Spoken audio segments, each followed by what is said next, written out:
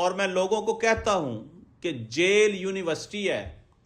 आप सारी उम्र पढ़ते रहें, जितनी मर्जी डिग्रियां हासिल कर लें, अगर आप जेल नहीं गए तो आपने कुछ नहीं सीखा। इसलिए जेल एक यूनिवर्सिटी है, आप वहां से बहुत कुछ सीख सकते हैं।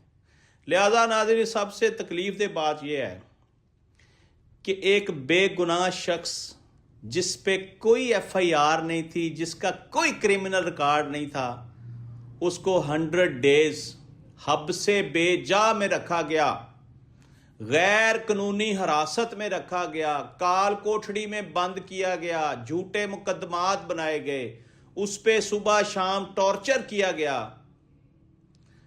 और उसने रो रो के अपने व्लॉग में बताया, कोई नहीं रोता, ऐसे रोना तो नहीं आता।